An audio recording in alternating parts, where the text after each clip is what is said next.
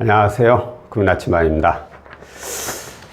이전 영상에서 제가 통대안을 하면 안 되는 자격 조건에 대해서 말씀드렸죠. 7가지에 대해서 말씀을 드렸는데 그 내용을 참고하시려면 바로 이전 영상을 확인해 보시면 될 거고요.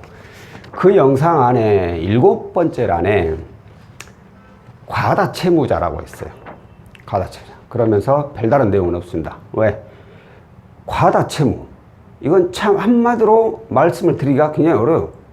예를 들어서 뭐 연봉이 250% 이상이다.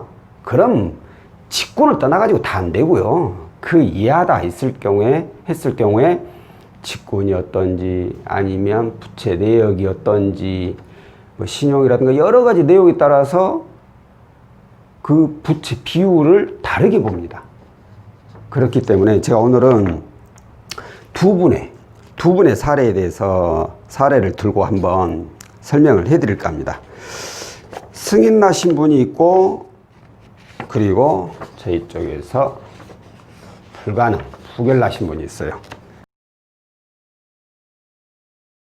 자, 일단 가능하신 분. 지금 여기는 불가능하신 분. 이분들의 조건을 보면 현재 이분은 외관법인에 있고 재직기간이 3년 이상입니다. 3년 이상. 연봉이 약 3,400만 원.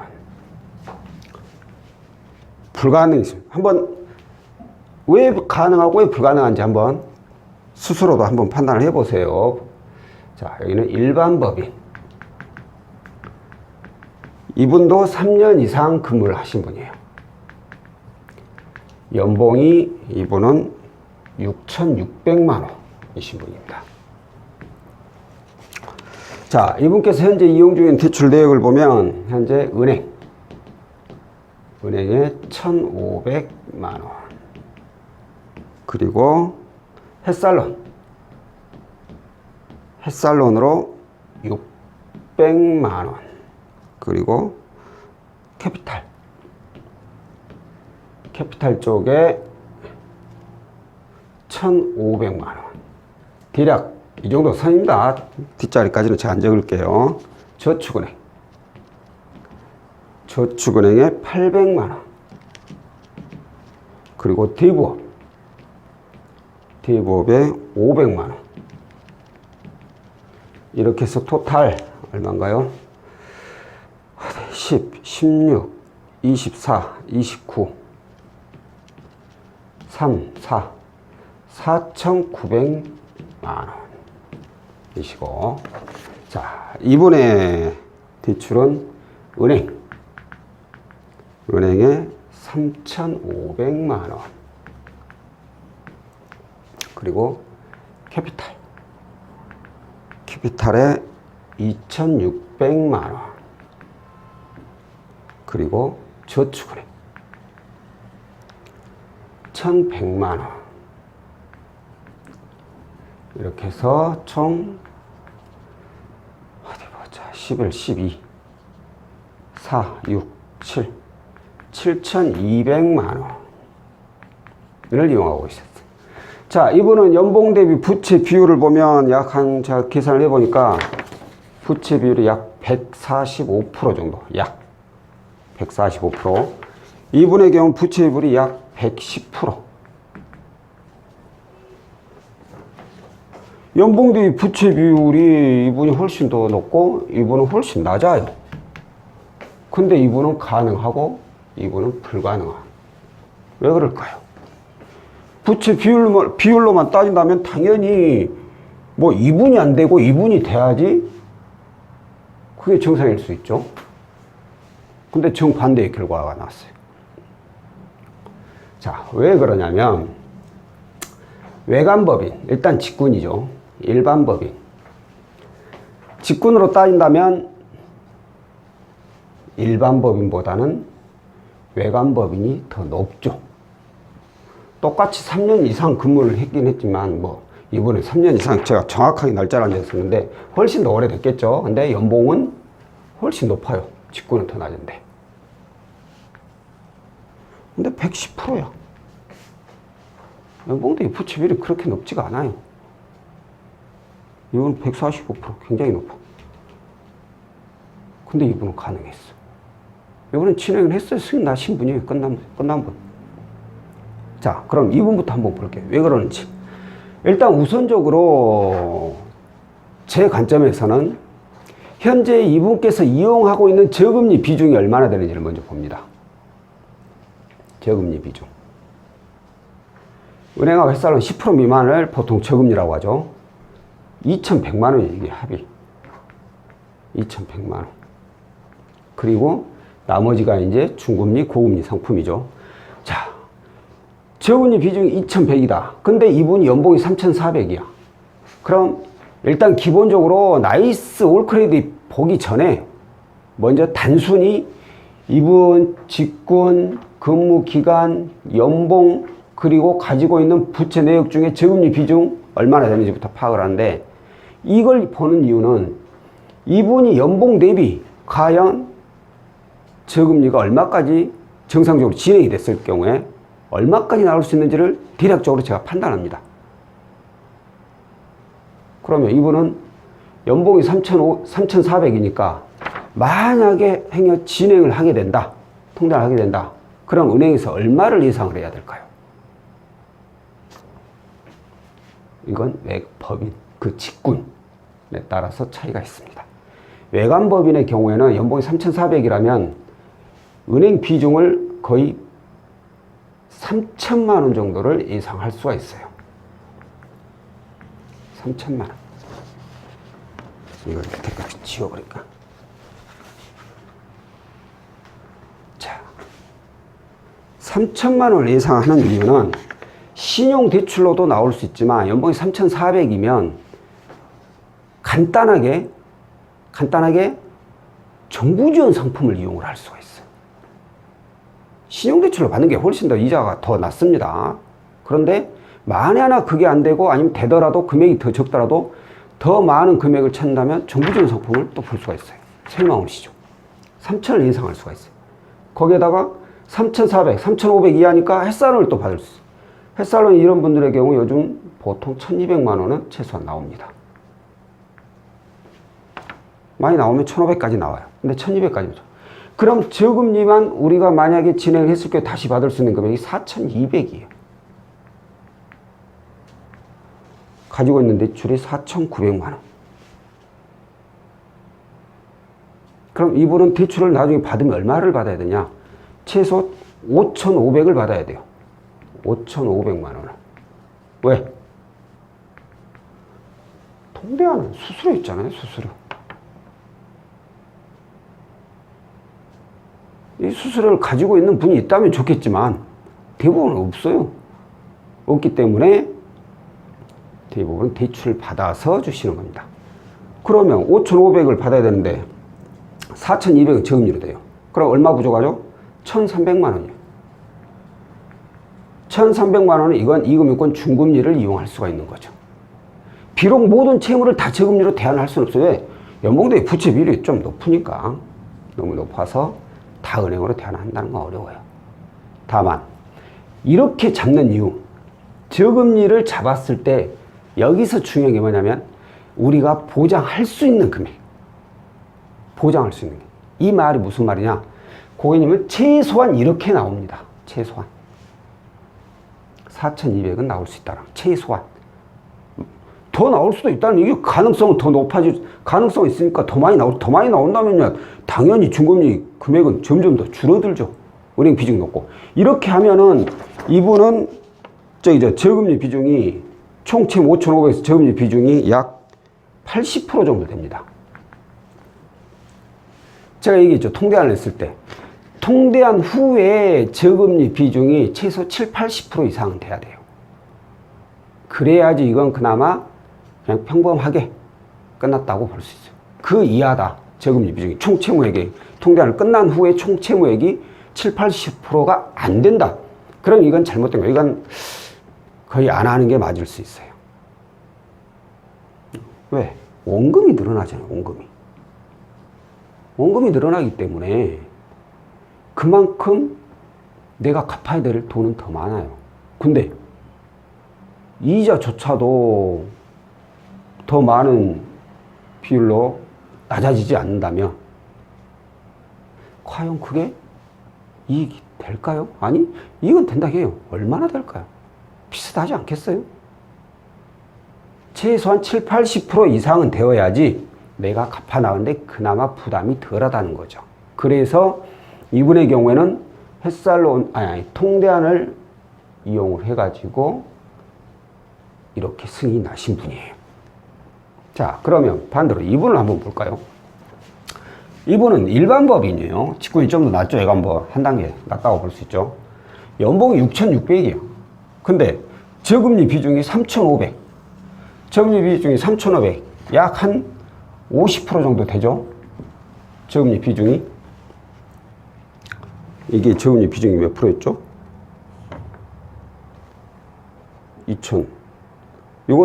이것은 한 50%. 이건 저금리 비중이 50%도 넘네. 이거 저금리 비중이 더 낮아. 이분보다. 그럼 당연히 통장을 해야 되는 분이에요. 저금리 비중이 낮기 때문에.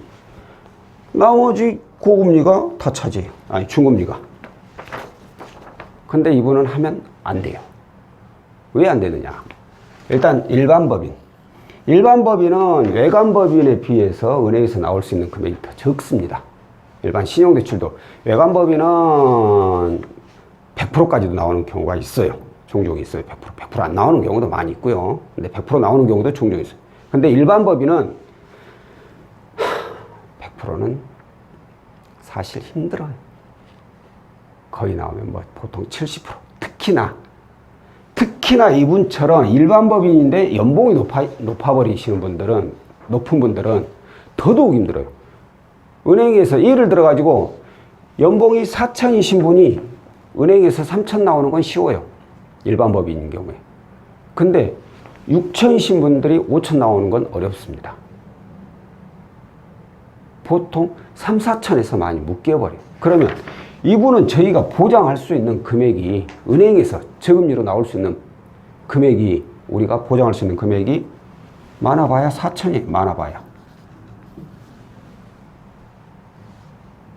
그럼 또 저금리로 또 받을 수 있는 게 있느냐? 이분은 그나마 햇살론 받아가지고 이렇게 비중이 커졌잖아요. 연봉이 6,600이니까 정부 지원 상품도 이용을 못해요. 안 돼. 이거 하나로 끝나버리는 거냐? 4천 하나로. 그럼 나머지는 다시 이금융권을 받아야 돼. 이금융권. 은행이 3,500인데 꼴랑 500 더 받으려고 통장하는 거야. 아니, 혹시 더 높여보게. 그냥 5천 나온다 쳐. 5천 나온다 쳐. 5천 그래. 인신 썼어. 그냥 5천. 연봉 좀 높으니까 5천 쳤어. 그래도 될까요? 저는 그래도 안 해요. 왜? 1,500 더 받는 거예요. 1,500. 1,500 더 받는데 보세요. 7,200이 총 부채가.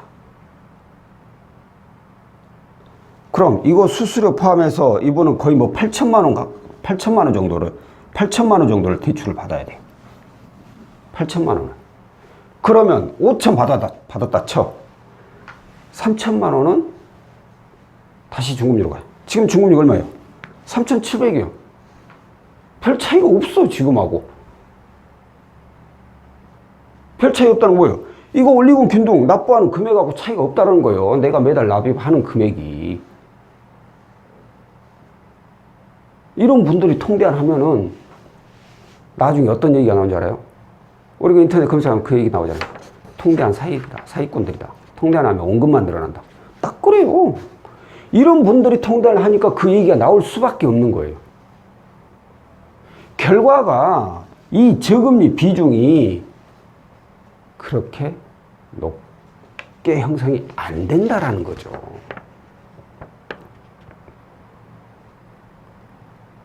거기다 수수료 내버리니까, 수수료까지 주니까 원금 늘어나잖아요. 그럼 나는 이전하고 이후하고 월 납입 금액 비교해보니까 별 차이가 없어.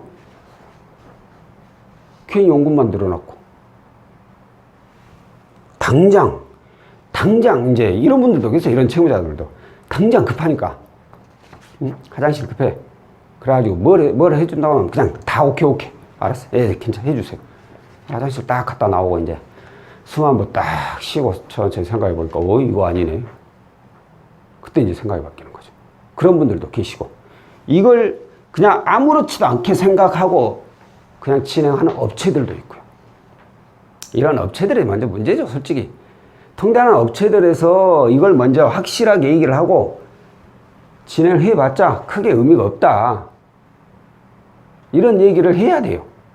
현재하고 이후하고 납입금액, 현재 이후하고 이자가 얼마나 줄었는지 이런 걸 정확히 전달해 주고 나서 채무자가 판단을 하게끔 해야 되는데 지금의 업체 이 상담하는 사람들이 오로지 실적만 하려고 무조건 그냥 대부분 다 은행으로 다 돼요. 뭐 좀 부족한 거, 조금 부족한 거 이거면 좀 갈 수 있는데 대부분 다 은행으로 대안해 드립니다. 이렇게 말하는 거냐? 대부분이 그러니까 얼마냐고? 90%예요, 60%예요. 말하는 사람 기준에 따라서 틀리겠죠, 그것은. 그러니까 채무자분들이 사실 이걸 딱 나는 돼, 나는 안 돼. 이걸 결정한다는 건 쉽진 않아요. 분명히 전문가가 아닌 이상. 저도 이렇게 얘기했지만 또 저보다 더 훨씬 더 잘하신 분들은 5천이 아니라 6천을 또 받고 아니면 7천을 받아낼 수도 있죠. 은행에서 저금리로. 그런 분도 계시겠죠. 근데 그걸 보장을 해야 돼. 보장을. 가능성이라고 하면 이건 무조건 100% 안 될 수 있다. 100%는 그렇지만 안 될 수 있다라는 얘기가 돼요.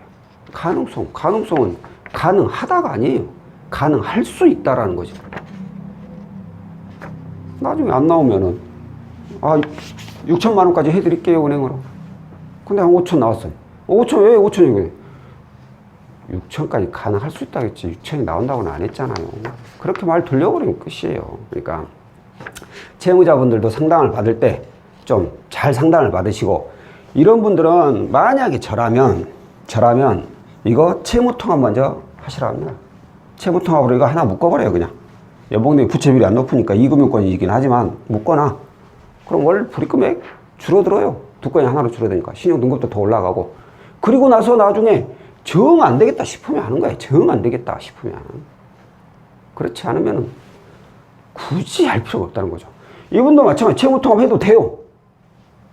채무통합이 이거 빠지지. 채무통합을 해도 돼요. 근데 이분은 할 필요가 없죠. 왜? 통대안이 바로 되는데 뭐하게 채무통합 또 중금 이용했다. 나중에 또 통대안 했다가 그동안 납입 때는 이자는 안 아까워요? 당연히 해야죠. 이런 분들은. 통대안으로 바로 가야죠. 그러니까 내 자신이 통대안을 바로 가야 될지 채무통합론을 해야 될지는 분명히 채무자가 판단하기는 어렵지만 이 상담사 얘기를 잘 들어야 된다는 거예요. 상담사의 말투도 잘 들어야 돼. 가능성인지 가능한 건지 확실한 약속을 받고 진행을 하셔야 된다는 겁니다. 자, 오늘은 통대안을 진행함에 있어서 가능할 수 있는 사례하고 하기 어려운 사례에 대해서 설명을 해드렸고요. 다음번에 또 다른 내용으로 찾아뵙도록 하겠습니다. 고맙습니다.